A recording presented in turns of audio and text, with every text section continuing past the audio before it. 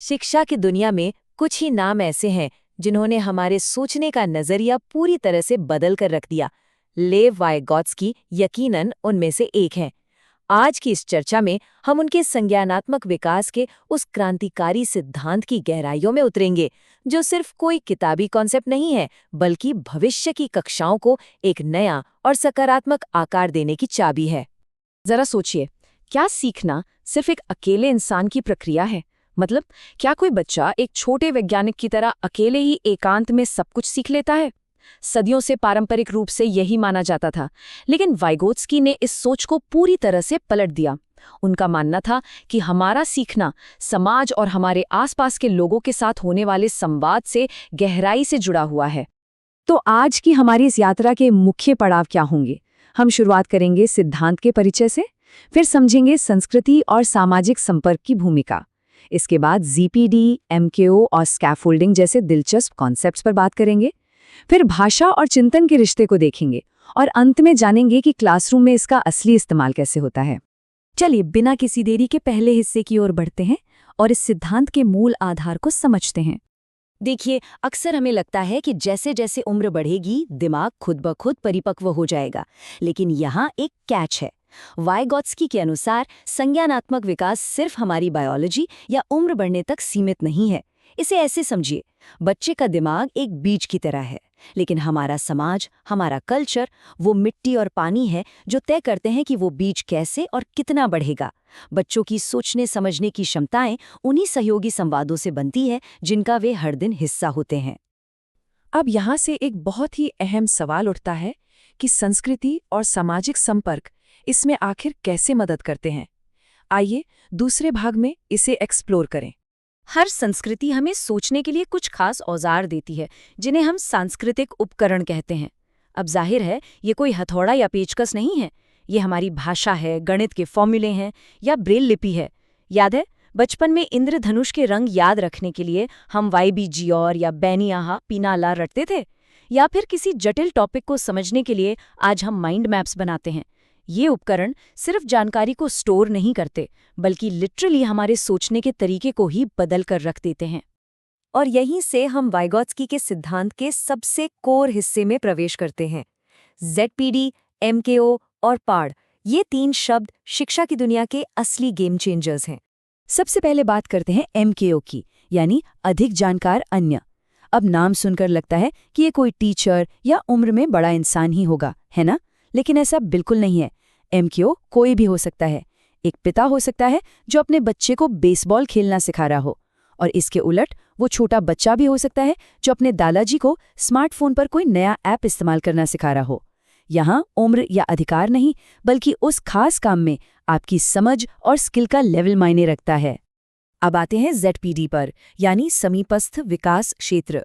अगर आसान शब्दों में कहूँ तो ये सीखने का एक परफेक्ट स्वीट स्पॉट है। ये वो दायरा है जो न तो इतना मुश्किल है कि घबराहट पैदा कर दे, और न ही इतना आसान है कि बोरियत होने लगे।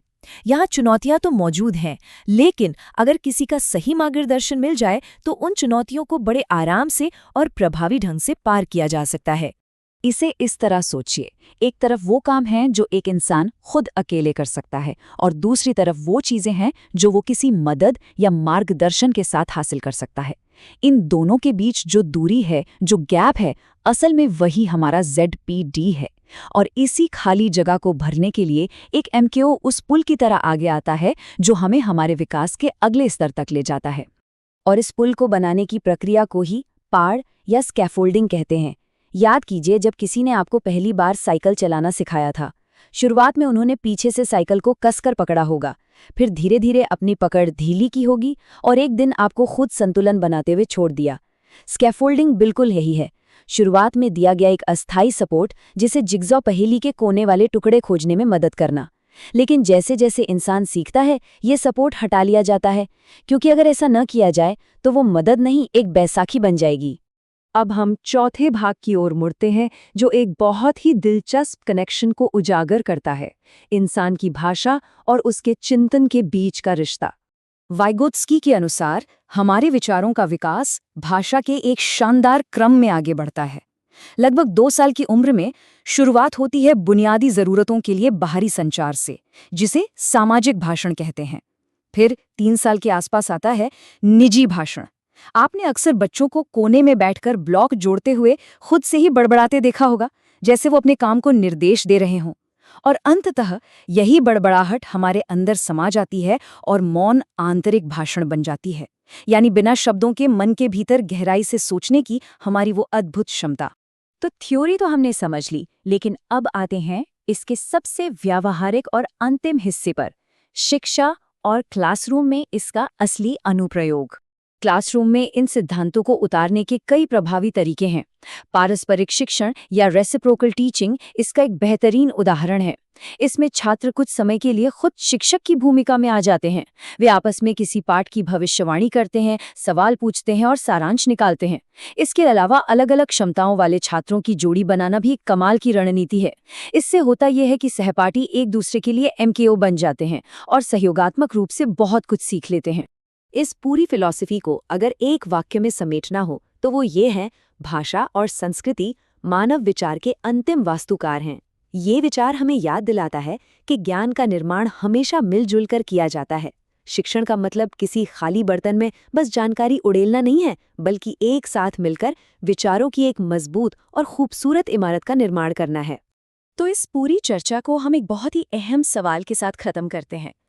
कल की शिक्षण रणनीतियों को समीपस्थ विकास क्षेत्र या ZPD की पहचान करना कैसे नया आकार देगा? जब हम शिक्षा के भविष्य के बारे में सोचते हैं तो हमें खुद से पूछना होगा कि इन मनोवैज्ञानिक उपकरणों के सही इस्तेमाल से हम हर एक सीखने वाले की उस वास्तविक क्षमता को कैसे बाहर ला सकते हैं जो बस सही मार्गदर्शन का इंतजार कर रही है।